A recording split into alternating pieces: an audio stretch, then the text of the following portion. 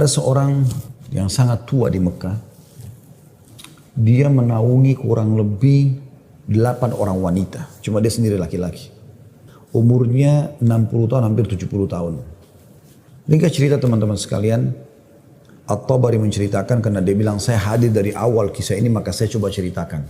Dia bilang ada seseorang yang tua, miskin di musim haji. Dia coba mencari sesuap nasi. Kemudian dia tidak temukan. Lalu dia pulang ke rumahnya. Dia ditanya oleh istrinya, apakah ada makanan buat kita hari ini? Maka dia bilang, saya sudah coba tadi keliling mencari makanan buat kita buka puasa tapi nggak ada. Kemudian dia bilang, coba saya keluar lagi. Keluarlah orang tua ini, jalan jauh dari rumahnya. Apa kira-kira yang harus dia lakukan? Dia harus kerja kemana? Sambil bermunajat kepada Allah, ya Allah berikanlah rezeki. Sampai karena dia capek, dia dulu bawa sebuah pohon. Kemudian dia sengaja tangannya dia menyentuh tanah yang ada di situ. Kemudian dia menyentuh seperti satu barang keras gitu. Waktu dia lihat ternyata ada kotak di sebelah dia. Dan kotak ini biasa dipakai untuk ngisi emas. Maka dibukalah sama dia kotak tersebut. Ternyata betul ada emas dalam.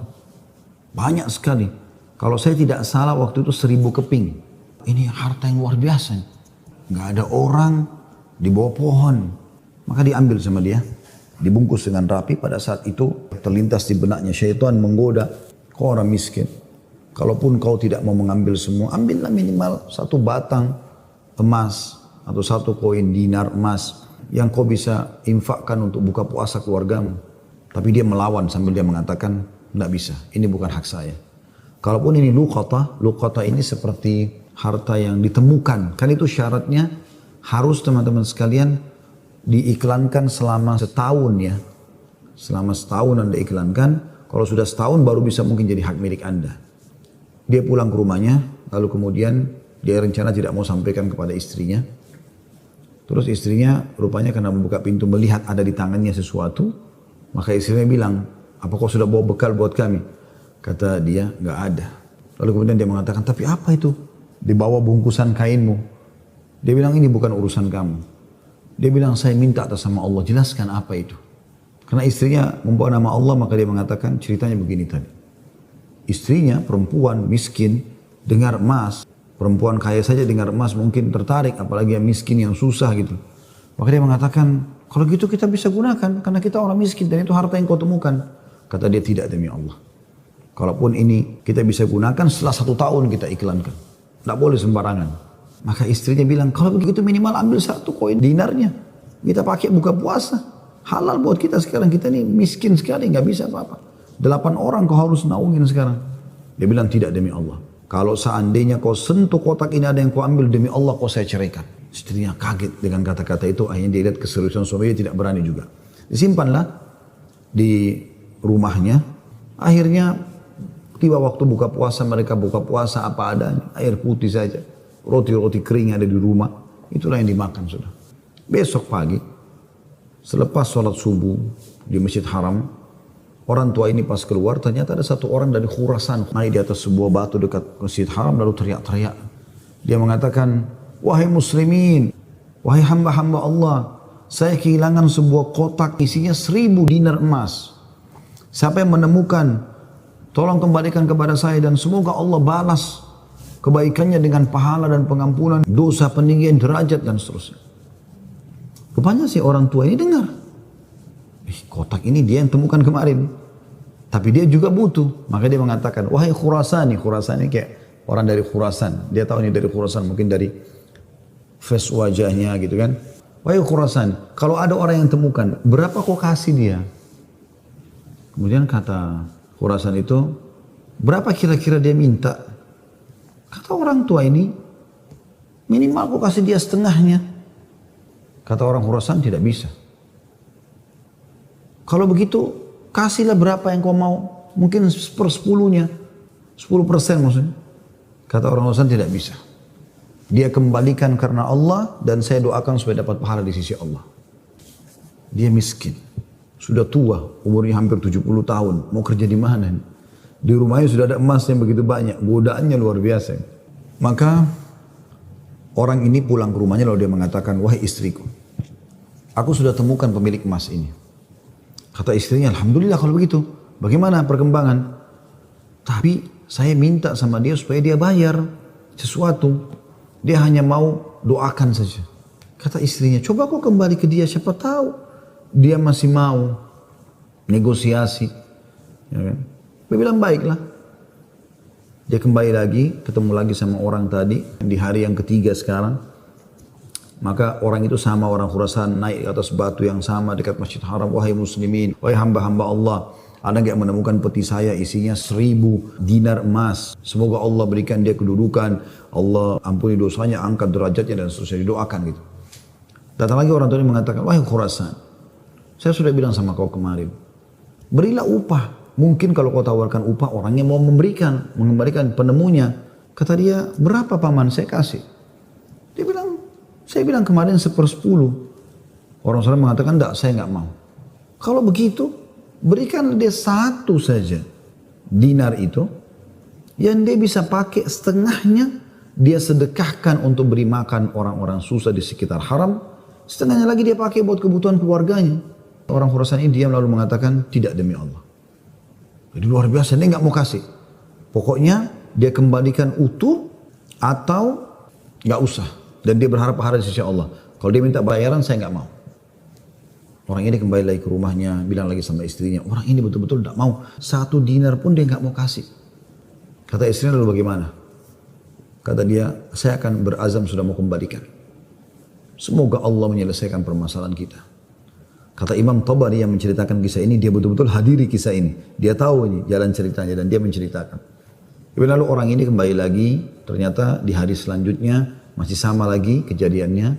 Terus kemudian kata orang tua ini karena sudah 3 hari berturut-turut dia mengatakan, wahai Khurasan, kau mau petimu? Saya tahu di mana petimu itu. Kata dia, ya baiklah, saya akan ikut. Ikutlah dia. Kata Imam Tabari, saya ikut ke rumahnya orang tua ini. Jalan. Pada saat tiba di satu rumah, ada rumah yang terbuat dindingnya dari tanah liat. Sama sekali tidak kelihatan layak untuk ditinggal. Tapi hanya sekedar tanah liat, mungkin kalau ada angin kencang bisa rubuh. Atapnya ditutup hanya dengan kain-kain sobek, ya. Pintunya pun diangkat untuk dibuka gitu. Kemudian dia masuk dan dia persilahkan masuk. Saya pun izin. Saya mengatakan, maaf paman, bisa nggak saya ikut masuk? Karena dari awal saya lihat kisah ini. Maka dia mengatakan masuklah. Dia bilang waktu kami masuk, rumah itu nggak ada sama sekali karpetnya, nggak ada apa-apa, kosong lompong.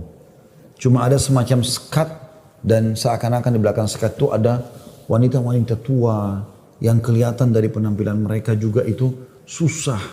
Lalu kemudian orang tua ini menuju ke satu arah di rumahnya, terus digalilah tanah, dikeluarkanlah kotak tersebut. Lalu kemudian dikatakan, sayalah penemunya hartamu itu, ini. Dan saya sempat minta sama kamu agar kau berikan sebagian. Sebagaimana kau lihat ini keluarga saya susah begini. Saya sendiri laki-laki dan umur saya sudah hampir 70 tahun. Sementara ini istri saya ada di sini juga sudah tua. Ada mertua saya, ada 2 saudari saya, ada 4 anak saya. Mereka semua miskin. Maka orang Khurasan itu mengatakan, dia buka, dia periksa ternyata masih utuh 1000. Dia mengatakan, tidak. Saya tidak akan memberikan apa-apa. Lalu kemudian dia angkat, lalu dia keluar. Saya cuma bisa doakan kamu kebaikan. Waktu dia keluar, kata Imam Tabari, semua perempuan-perempuan tadi yang tua-tua ini ada yang memang bajunya lusuh. Seperti orang yang menggigit jari dan kaget ada orang diberikan kembali 1000 dinar, tidak dibayar sedikit pun. Dan tokoh kita ini luar biasa, dia hanya mengatakan inna lillahi wa inna ilaihi raji'un. Dah, kalimat istirja, ini musibah. Sudah mendapatkan apa dan dia betul-betul jujur, dia jaga, dia enggak ambil karena takut kepada Allah SWT. Kata Imam Tabari bilang, saya tidak tahu mau bilang apa. Saya pun menundukkan kepala, serba salah karena waktu itu Imam Tabari masih muda dan belum punya apa-apa gitu. Dia juga mau bantu apa gitu. Dia bilang, tiba-tiba ada yang ketuk pintu. Lalu pemilik rumah ini buka, ternyata orang Khurasan tadi kembali lagi. Kata dia, ada apa wahai Khurasan? Ya, istilahkan Khurasan ini maksudnya nisbat kepada negeri Khurasan itu ya. Kata orang Khurasan itu, bisa saya masuk? Kata dia, baik silahkan masuk. Masuklah dia. Kemudian dia mengatakan begini ceritanya. Saya ini punya seorang ayah yang meninggalkan 3 peti emas seperti ini. Masing-masing isinya 1000 dinar emas. Ayah saya waktu mau meninggal, dia mengatakan, 1 kotak, berarti 1000 dinar emas, kau bagikan sebagai waris. Itu sudah banyak sekali. 1 kotak 1000 dinar emas lagi, kamu gunakan untuk pergi haji, kalau aku meninggal. Dan 1 kotak dinar emas lagi, sepertiga hartanya maksudnya, itu kau berikan kepada 1 orang yang sangat miskin dan susah. Saya ingin supaya mereka jadi baik kehidupannya. Maka dia bilang, Hasan ini, itulah sebabnya wahai paman, saya tidak mau memberikan Anda 1 dinar pun. Karena ini amanah orang tua saya. Tapi demi Allah, setelah saya keluar dari sini, saya tadinya memang mau menguji, mau melihat apakah Anda betul-betul susah atau tidak. Ternyata sudah saya lihat tempat Anda dan saya keluar, Anda pun tidak marah, tidak apa. Maka saya melihat Anda orang yang paling layak untuk menerima. Maka ambillah ini semua sedekah atas nama ayahku. Kata Imam Tabari, tiba-tiba orang itu taruh, kemudian dia lari, pergi. Saya berusaha mengejarnya, ingin mengucapkan terima kasih bersama pemilik rumah, kami sudah tidak bisa melihatnya, dia sudah hilang orang itu.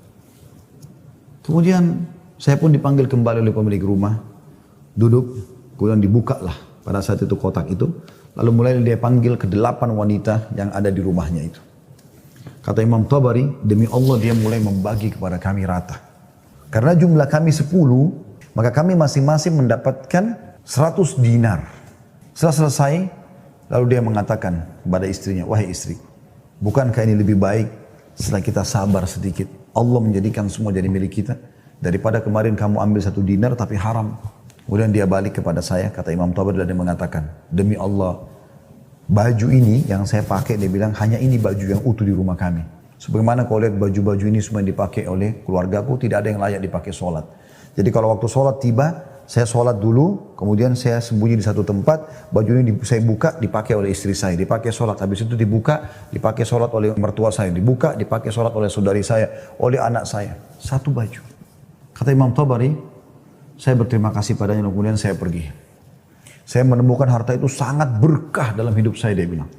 Beberapa tahun kemudian saya datang lagi ke Mekah, saya datang ke alamat yang sama, rumah itu sudah tidak ada, saya cari tahu ternyata orang tua ini sudah meninggal, dan saya temukan anak-anaknya yang perempuan 4 itu, semua menikah dengan tokoh-tokoh masyarakat Mekah, orang-orang kaya, dan keluarga mereka menjadi orang yang mampu semuanya.